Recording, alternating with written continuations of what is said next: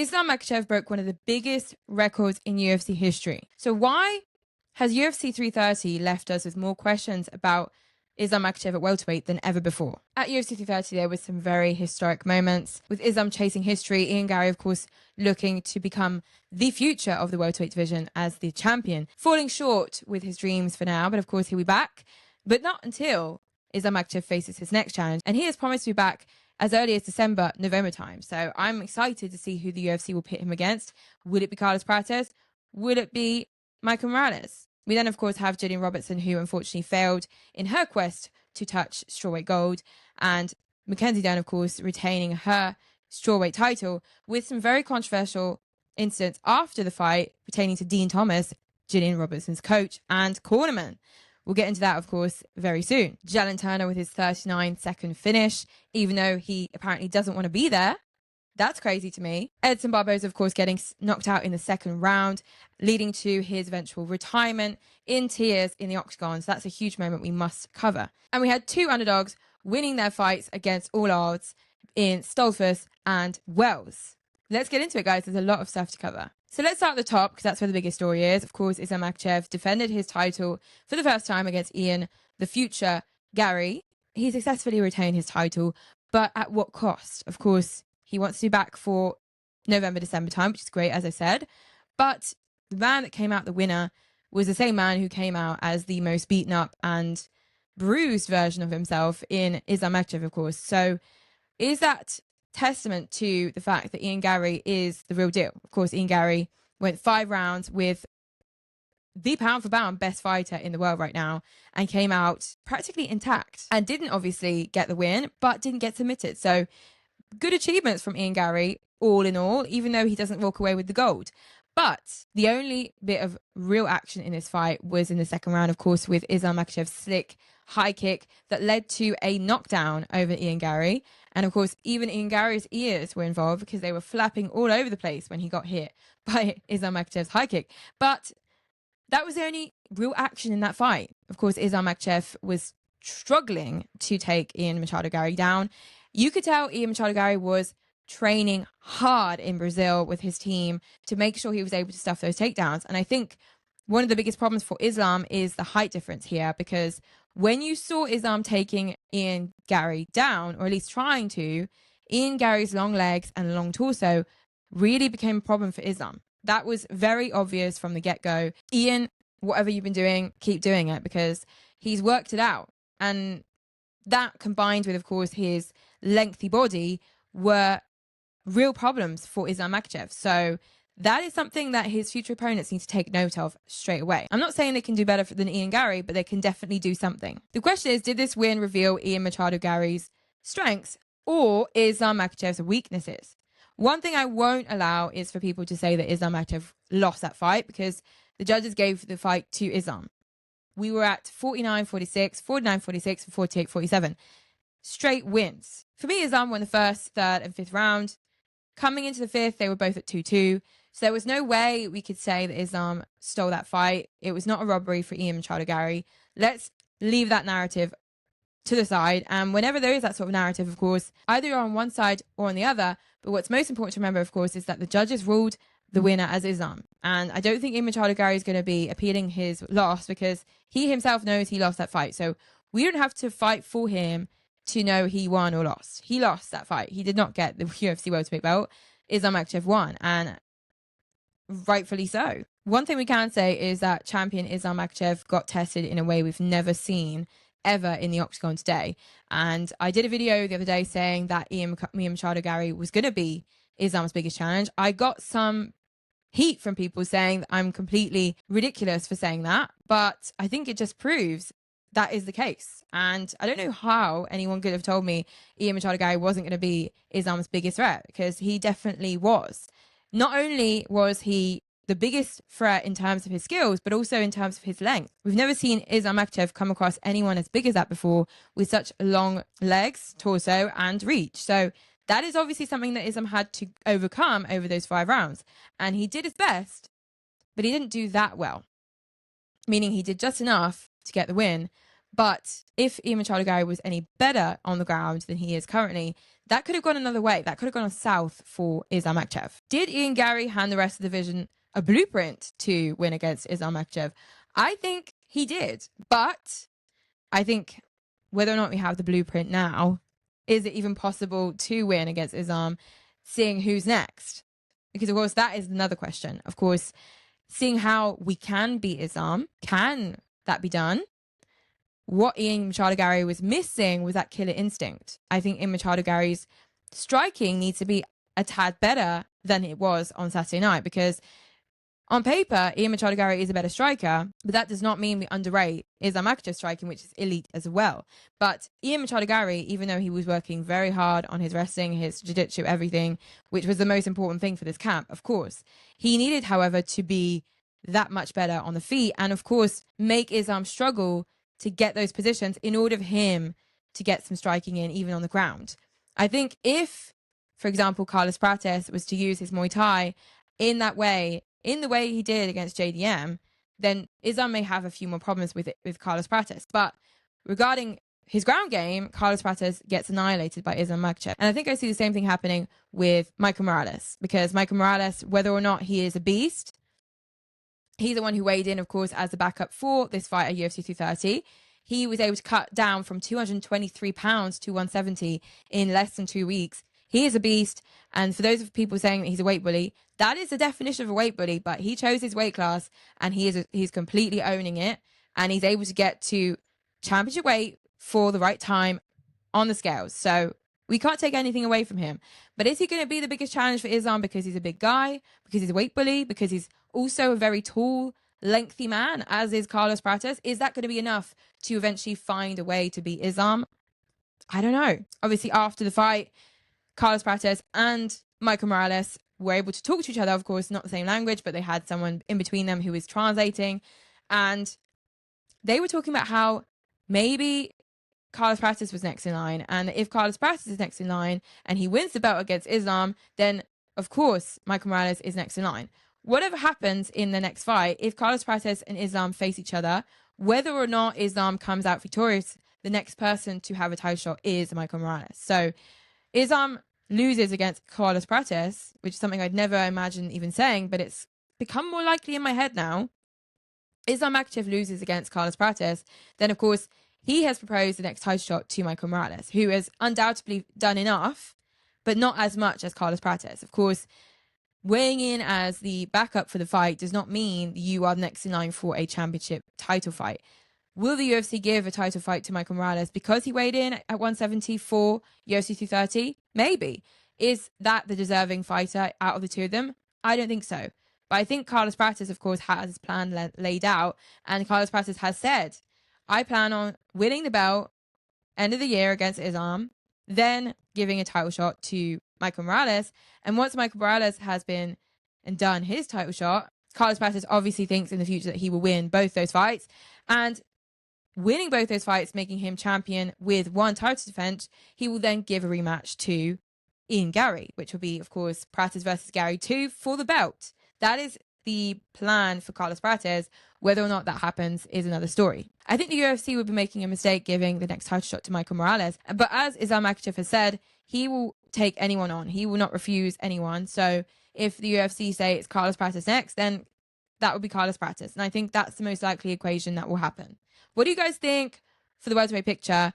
Who should be next in line for the belt? And do you think, now that we've seen Ian Machado Garry versus the champ, Islam Makhachev, is Islam beatable?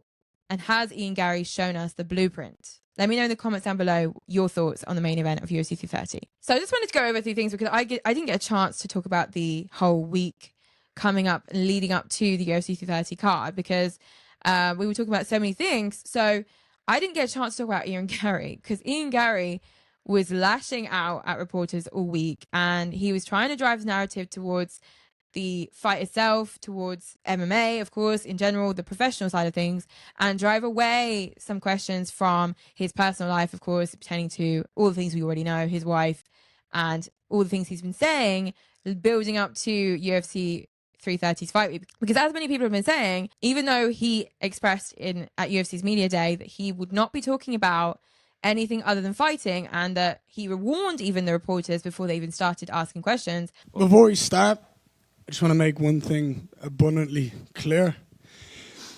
I've got the biggest fight of my life this weekend. I'm absolutely, completely fucking focused on the fight. So let's stick to the professional stuff. Yeah? Stick to the fighting. Let's talk about the fighting. Let's talk about Islam. Let's talk about the fight. Nothing else. And I get it, but you chose your timing a little bit weird, Ian Machado Garry, because if you build up the fight until fight week with narratives that had nothing to do with the fight apart from a few things here and there, then you should have expected the reporters to talk about what you've been talking about. That's all I've got to say. As an MMA journalist myself, I will pick up on what the fighters have been talking about recently and go back on those things. Unless, of course, the fighter says, no, I don't want to talk about that. And of course, you respect what the fighter has to say. That's the difference. Then we go on to the press conference where obviously the Makhachev came in and said something he wasn't happy about, because the Makhachev asked Islam, do you find Ian Machado Garry annoying? Because a lot of people do. A lot of fans sometimes say that Ian is annoying. Do you find Ian Garry annoying? That's a loaded question. Sorry, yeah. What you're doing now is just trying to cause trouble. Don't do it. I was trying We're to. friends. I thought we were cool. Don't do it. I was trying to get back and forth. That's just putting words in his fucking mouth, and you know it. It's true. If he finds that, he can be honest and he can say that. But your job as a journalist is to be professional and stick to the fucking sport. This is the biggest fight of the year. I think there's more important things to talk about.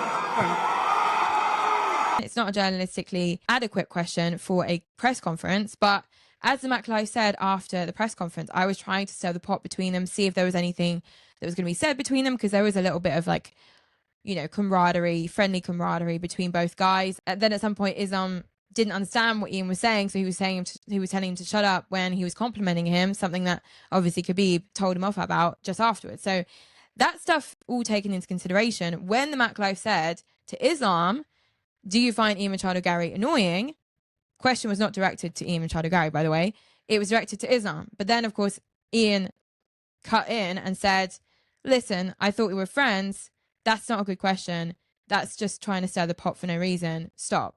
And the Makhachev did, because obviously you can't get into an right-out row in the press conference with a fighter who is in the main event of this card. Your press credentials could get revoked because your job is not to start fights with the fighters either.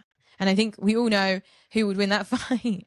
But I just found Ian so defensive. That's the word I'm looking for. He was super defensive during that whole fight week when it came to answering questions, when it came to interviews, when it came to media days, when it came to press conference. He was super defensive.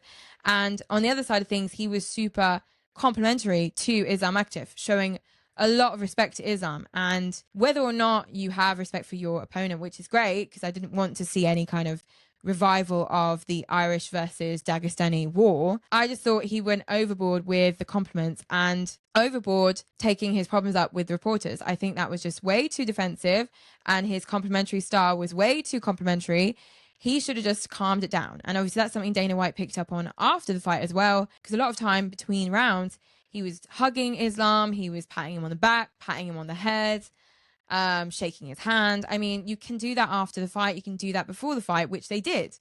Is there any need to do that repetitively throughout the fight? Is there any need to be too respectful than you are? I don't know why he was so respectful. I mean, there's a limit to how much you can respect your opponent, and I think he got to that limit. Why was he doing that? I don't get it. But Dana White said he just was a bit disappointed because when you get into that fifth round, you're at 2-2, Ian. You have every chance and as much chance as Islam to get the belt. So that's when your killer instinct needs to click back in and reboot, because you obviously need to go back into that fight for those last 5 minutes and give it your all. And he didn't. Or at least visibly, we didn't see anything showing us he was giving it his all in that last round. And I think he'll probably be annoyed at himself with how the whole fight week went down, and of course the fight night. I think there's a lot of things that Ian Machado Garry needs to look at and improve in terms of his behavior and how he deals with hate, how he deals with controversy, because he seems to be on both ends of the spectrum. Too complimentary, too defensive. He's just all over the place. That's the one thing I wanted to say. let's get back into the next fights. So the co-main, this one got a bit ugly, of course. Jalin Robertson challenging current strawweight title holder and champion Mackenzie Dern from Brazil. Jalin obviously representing Canada, trying to get the belt and bring it back to Canada. Didn't happen, didn't work out. And there was just a huge difference in levels here. Jalin Robertson was building her fight up with Mackenzie Dern, saying Mackenzie Dern just has jiu-jitsu, she just has jiu-jitsu, blah, blah, blah.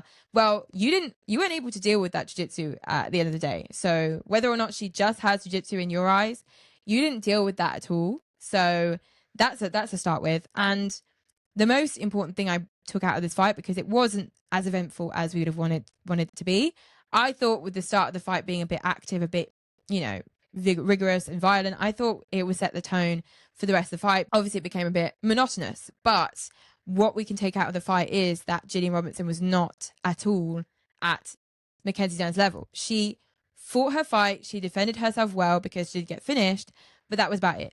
And the jiu-jitsu she was talking about was too much for her. So whether or not she can get submitted, which is great, she didn't do much to get the belt. And that's where Dean Thomas comes in. Of course, Dean Thomas is her head coach, and he is, of course, in her corner for her fights. This time around, he was in her corner, of course, for this title fight. Biggest fight of her career.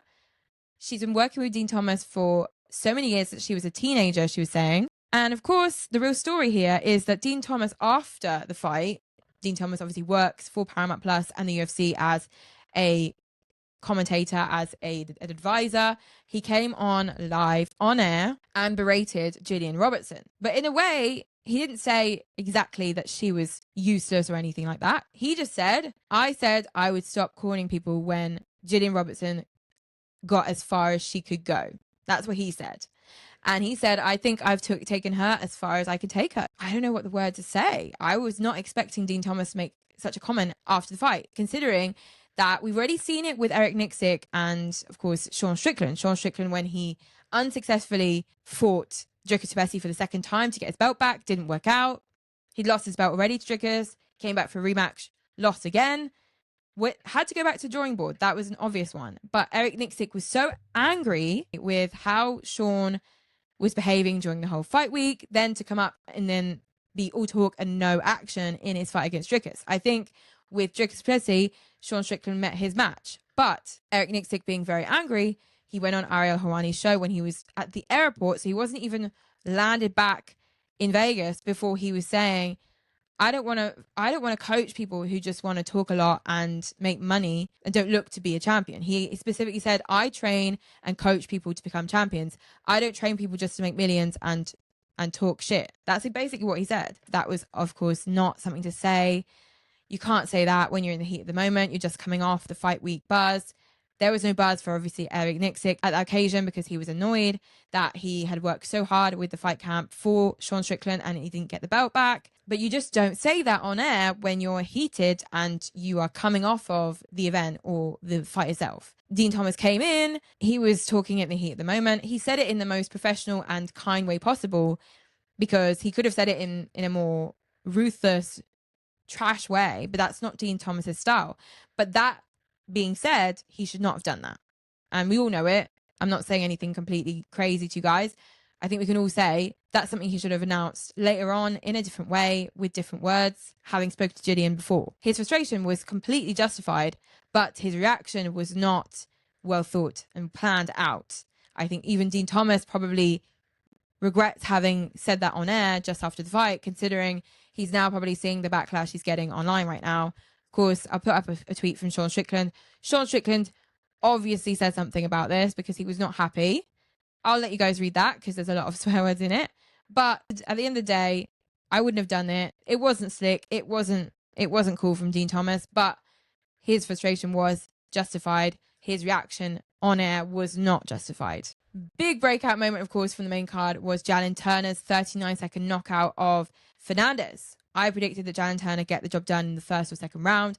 I was completely correct. And what completely sidelined me was this idea and this narrative that has been confirmed by Jalin Turner himself, that he personally, if it was just down to him, would not be fighting right now. He does not want to fight. This is something he has manifested and has done by pure feeling a need to do this. But if it was down to him, In here, he wouldn't do that. I don't really get it, but as he was saying at the post-fight press conference, he wasn't manifesting a first round knockout in 39 seconds. Of course, he didn't plan it out that way. That's just how things went. But as he said, he's just a vessel for what he is doing currently in the lightweight division. He is so back.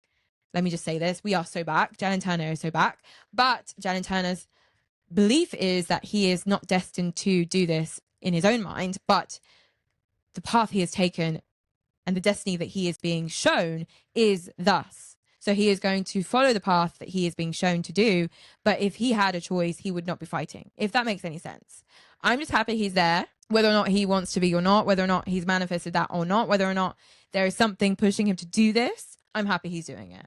And I'm very happy for him for his 39-second knockout. I hope he's going to be able to continue this streak and get in that top 5 of the lightweight division if he deserves, of course, that spot. And that would be really incredible coming back from retirement to do that. Let me know what you thought of Jalin Turner's breakout 39-second knockout in the comments down below. So, of course, Esteban Ribovic from Argentina won his fight against Edson Barboza. I predicted that he would get the KO victory in the third, and unfortunately he got it in the second, but I got it right anyway. That was an obvious one for me, but it was my risky pick of the night because Edson Barboza is so unpredictable, which is why I thought he had all his chances in that fight nonetheless. But he got knocked out in the second, and Esteban was relentlessly pressuring him. I was surprised he didn't finish in the first. That relentless pressure obviously came to a head in the second. TKO victory. Then we get to the part of the sport that never gets easy. Edson Barboza takes the gloves off, announces he's retiring. Of course, he gave us some of the most iconic UFC knockouts in history. Walking away on that note is never easy for a fighter, nor is it for the fans seeing him walk away at that time after such a brutal loss. But Edson Barboza, he's been doing this for so long now. He's coming off of a loss, okay. He is, of course, proof that discipline and hard work always pays off. And Edson Barboza, you have inspired so many.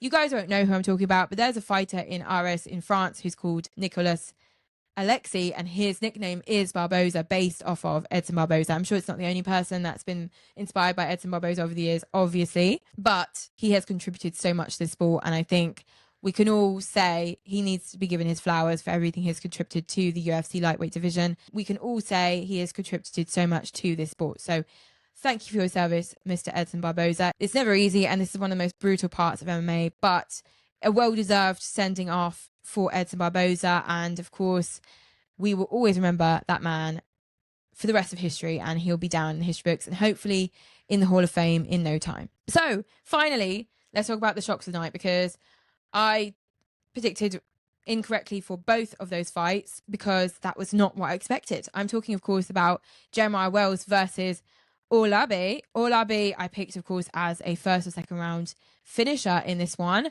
He was subbed in the third. Jeremiah Wells, of course, the insane underdog. I don't know who put money on Jeremiah Wells, but they are probably a very wealthy man right now. Did not expect that. And of course, Jeremiah Wells did say on the mic that he took one of his gloves off, saying, if I get a top 15 opponent in my next fight, I will stay. But if not, if the UFC can't propose that to me, I will be retiring as of now.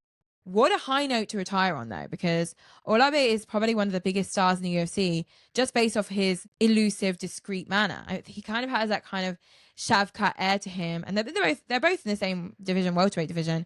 He has that Shavkat side to him where he doesn't speak a lot of English, so he stays very mysterious. He has curated a fan base without doing anything, because he, of course, sees what you guys post about him on social media and everything, but he does not know why he's that loved. But he has, of course, some great finishes in the UFC up until now.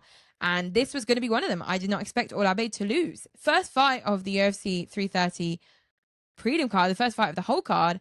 And we get an upset who is a plus 500 underdog winning with a third round sub. Like, what the hell? It was brilliant. And he put him to sleep. What an unexpected ending to the first fight.